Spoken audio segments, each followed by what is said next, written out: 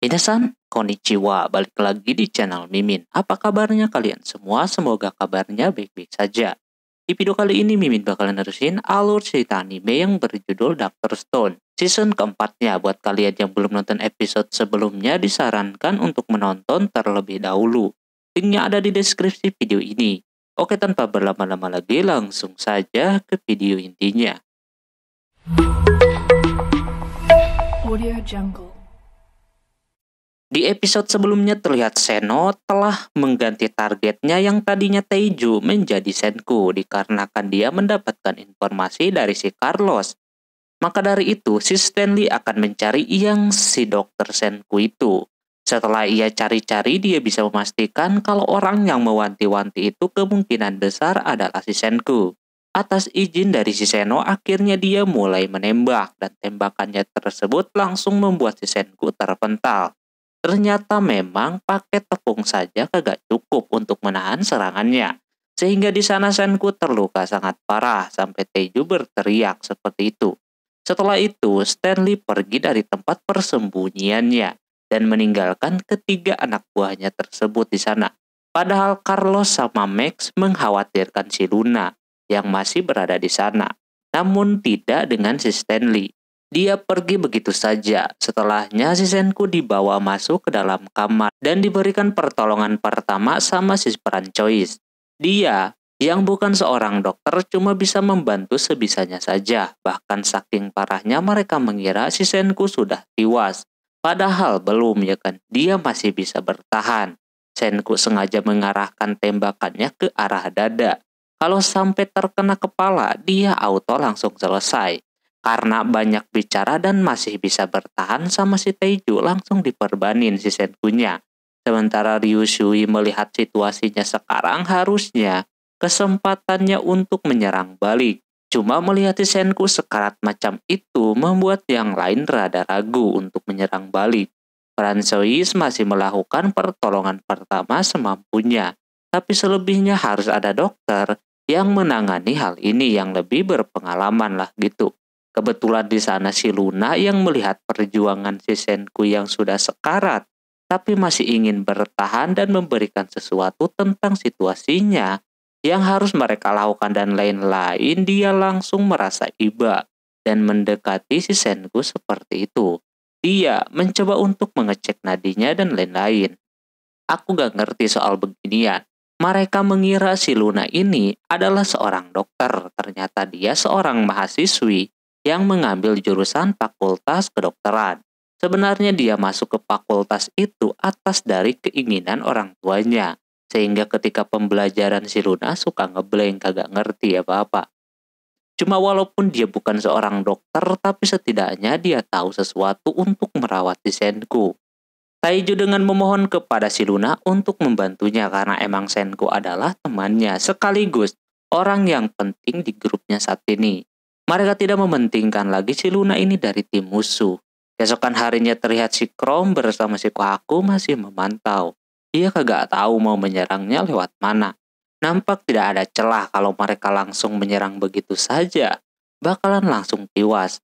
Tak lama kemudian datanglah teman-teman yang lainnya, macam beryoga dan yang lainnya. Kebetulan banget Chrome lagi butuh tenaga dan juga otak mereka. Mereka berempat bisa sampai ke sana berkat bunga yang ditaburi oleh si Gen sebelumnya. Mereka tim petarung yang baru datang pun merasa kalau mereka kagak akan bisa menyerang secara langsung. Kemungkinan bakalan langsung habis. Cara yang paling ampuh adalah lewat bawah tanah. Biar nanti bisa memberikan efek kejut atau bisa ribut di jarak dekat. Mereka yakin kalau jarak dekat mereka bakalan menang. Baru Mahryoga merencanakan untuk menyuruh si Senku membuat peralatan sains untuk mendukungnya. Tak lama tiba-tiba ada telepon masuk dari Perseus. Di sana mereka berani mengangkat teleponnya karena Ryushui mengirim pesan menggunakan kode Uesugi yang kuno banget. Mereka yakin Seno kagak bakalan mengerti maksudnya. Setelah mendapatkan pesan panjang lebar di sana terdapat berita yang tidak mengenakan. Yang dimana mereka syok ketika mendengar kalau si Senku tertembak. Namun masih untung Senku masih hidup. Di saat-saat mereka membutuhkannya, Senku malah kenok. Tapi Senku memberikan pesan kepada si Ukyo bahwa orang yang akan menggantikannya adalah si Chrome. Dia orang satu-satunya yang bisa. Di sana Chrome langsung tertantang.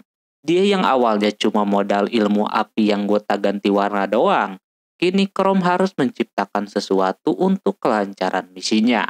Dia akan mencobanya dengan penuh semangat.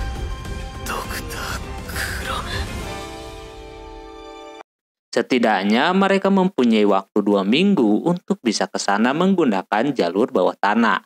Chrome dan yang lainnya mulai mengukur jarak dari situ ke markas dengan menggunakan alat sederhana.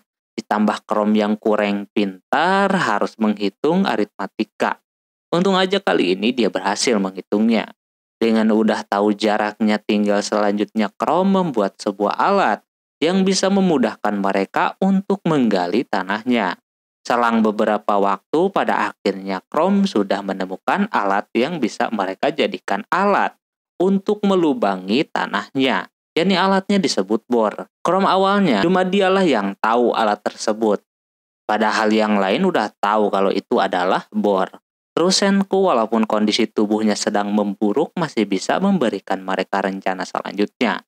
Apaan gitu kan yang udah dia rencanakan sebelumnya. Yani soal Medusa yang akan dikirim ke markas musuh.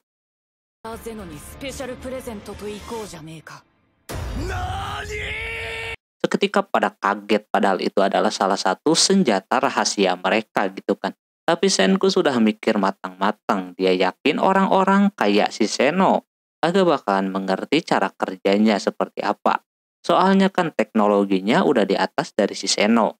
Yang buat itu Medusa. Ditambah lagi akan ada orang yang akan meneruskan rencananya, yakni Gen.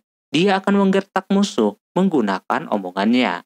Dan benar aja dong ketika Medusanya tersebut dikirim sama si Ukyo langsung direspon sama si Seno.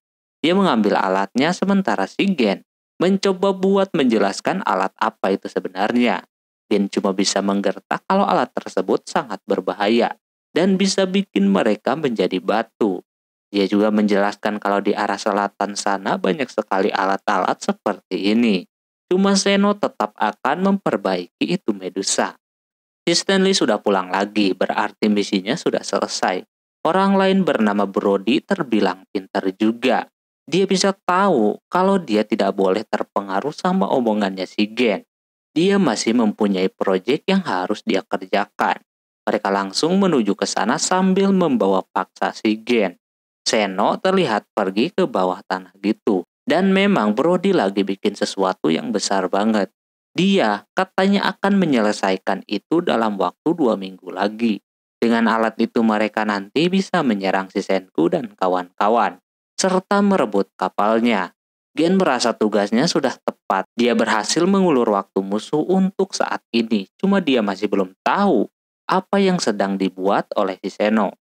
Setelah ini akan dimulai duel seru antara sains tradisional melawan sains modern. Sementara si Chrome yang sudah bisa mengukur langsung memerintah yang lainnya untuk mulai bekerja lagi. Mengukur dan yang lainnya sambil menunggu si Chrome menyelesaikan proyeknya. Sampai akhirnya dia pun selesai untuk membuat gambaran bikin bor yang sudah diketahui oleh yang lain. Senku telah mempercayakan semuanya kepada si Chrome. Dikala Senku sedang beristirahat, waktunya Chrome bersinar dengan kemampuannya untuk menembus markas musuh dengan ilmu pengetahuannya.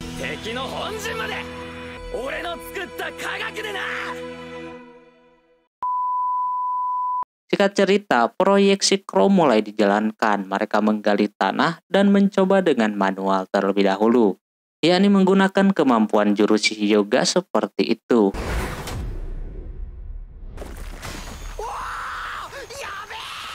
Dia merasa jurus andalannya udah kagak ada harga dirinya dipakai kayak gituan. Kalau mau cepat mereka kudu menggunakan bor. Tidak ada lagi selain itu. Sekarang mungkin sedang diproses. Setelah Chrome mengirimkan gambarannya kepada si Kaseki. Di sisi lain Kaseki udah berhasil membuat bor itu sendiri. Cuma dia kagak ngerti bor itu apaan. Kata yang lain kalau buat pedang untuk menyerang musuh sangat bagus. Namun itu cukup mengerikan. Karena barang itu perlu dikirimkan ke si Chrome, otomatis harus ada orang yang mengantarkannya. Terlihat orang-orang sudah ngomongin tentang hal itu kalau Ryusui akan mengirimkan orang menggunakan mobil sains untuk memberikan bor tersebut kepada si Chrome. Siapa lagi kalau bukan Taiju. Dia memiliki kekuatan yang besar jadi cocok untuknya. Sebelum pergi si Taiju berpamitan dulu kepada si Senku Yujuriha dan juga si Luna. Dia mempercayakan kepada kedua orang ini untuk melindungi si Senku dan mengawasi si Senku. Habis itu, dia berangkat sama mobil sainsnya, sementara Max dan Carlos melihat keberangkatan si Taiju menggunakan mobil. Mereka juga saling duel, siapa yang akan bakalan pulang mengikuti mobilnya si Taiju.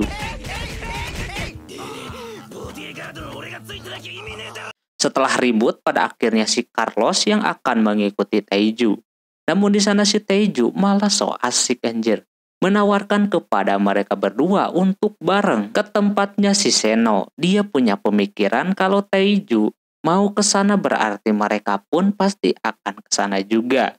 Jadi biar nggak capek dia ajakin aja ya kan sekalian. Dari sini aja udah agak aneh si Taiju ini. Tapi pada akhirnya si Carlos beneran ikut sama si Taiju.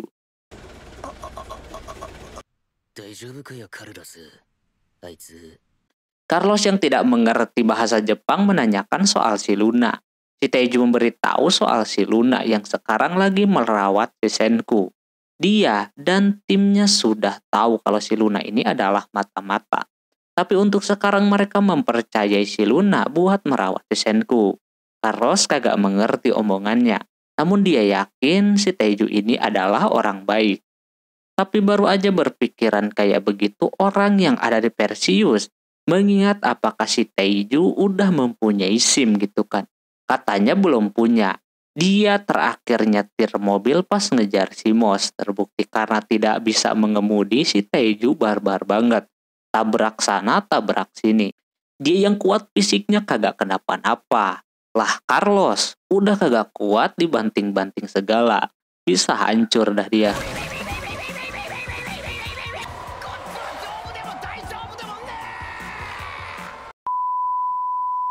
Pada akhirnya setir itu pun diberikan kepada si Carlos. Nampak Carlos lebih lihai dibandingkan si Taiju.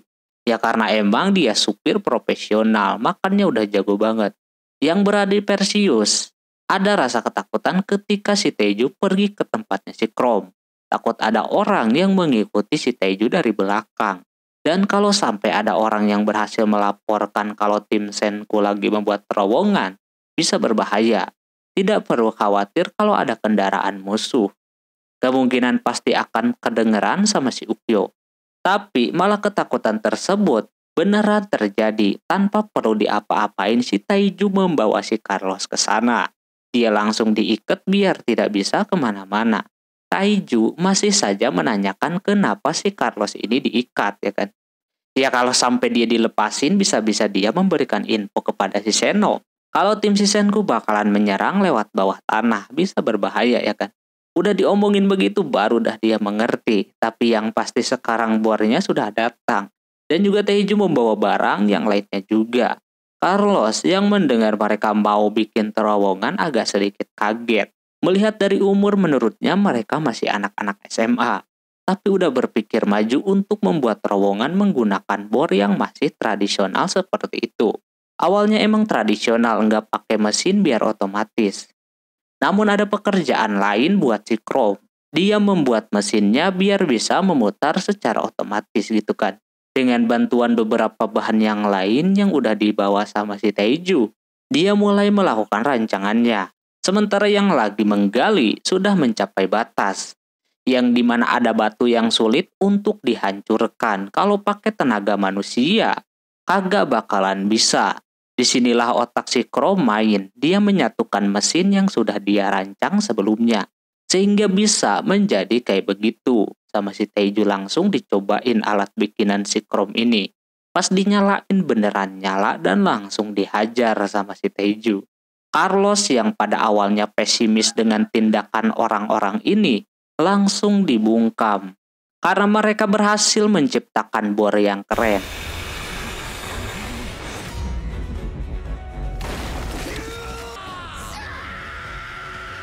Kalau sudah begini, pekerjaan mereka bakalan lebih lancar lagi untuk sampai ke tempat markas musuh.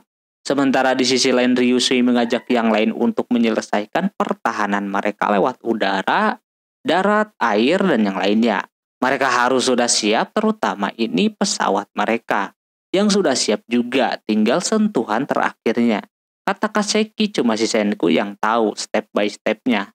Sampai akhirnya Francois menanyakan soal sentuhan terakhirnya. Katanya pakai biji jarak yang dipakai, yang sudah dikupas lalu nanti menyuruh si Magma dan yang lainnya untuk memerasnya.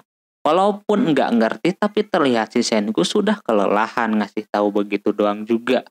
Francois memberitahu kepada si Luna dalam keadaan apapun, si Senku akan terus berjuang untuk timnya.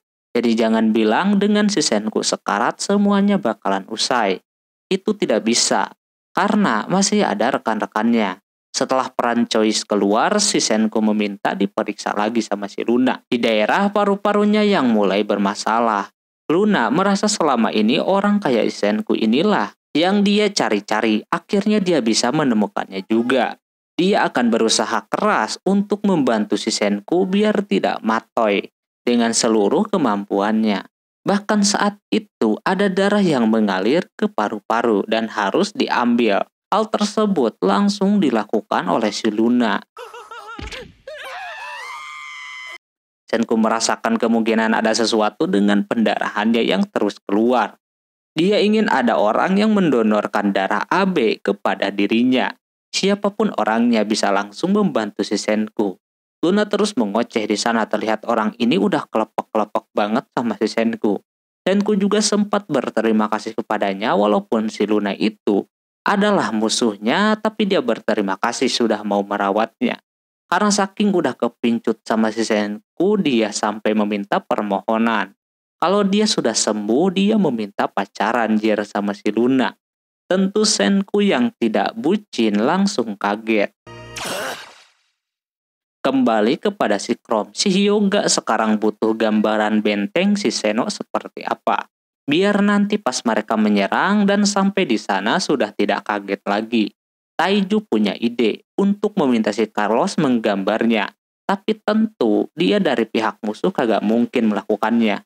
Selama kemudian telepon pun berbunyi lagi. Dia dapat pesan dari suara seseorang yang belum diketahui sama si Ukyo. Kata si Carlos itu adalah suaranya si Luna. Pas diterjemahkan oleh si Ukyo, mereka kaget kalau si Luna berhasil berpacaran dengan si Senku. Seketika pada syok mendengarnya, apalagi si Carlos ya kan. Wanita yang dia kejar selama ini malah jadi milik orang lain. Dia yang akan terus mengikuti si Luna langsung yang tadinya kagak mau gambar. Dia menggambarkan benteng Ciseno seperti apa. Tapi PR selanjutnya yakni ketika sudah sampai ke sana mereka harus gimana gitu kan. Walaupun ada si Gen yang memandu mereka, apa mungkin Gen sudah tahu sama rencana mereka kali ini? Apalagi semua teleponnya menggunakan sandi Uesugi gitu kan. Ternyata di sisi lain si Gen diam-diam membawa earphone untuk mendengar informasi dari kapal Perseus. Dia jadi tahu apa yang disampaikan sama teman-temannya yang ada di markas. Dan juga Gen tahu kalau mereka melakukan pesan menggunakan sandi Uesugi. Lama kemudian terdengar dentuman dari dalam sana. Ketika sama si Gen mau disamperin malah dikunci. Kata si Seno alat yang dia buat sudah selesai. Dia akan melakukan penyerangan lusa nanti. Gen mulai khawatir.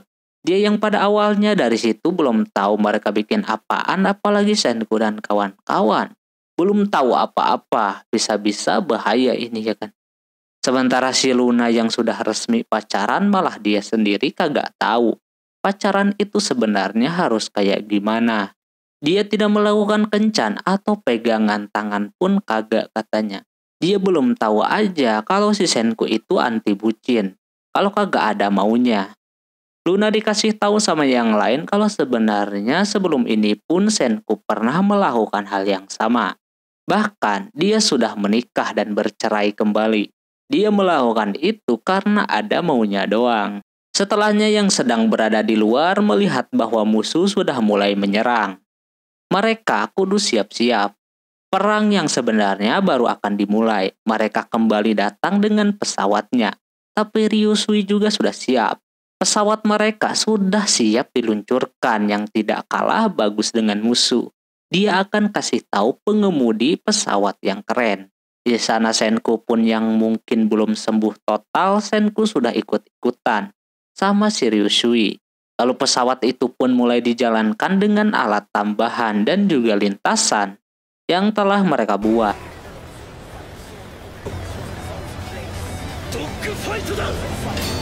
Dengan begini pesawat peserta kapal induknya sudah mereka dapatkan. Oke, mungkin segitu dulu untuk episode kali ini. Mohon maaf bila ada kesalahan dalam penyebutan nama, tempat, atau yang lainnya. Dan sampai jumpa di episode selanjutnya. Ciao nih, bye-bye.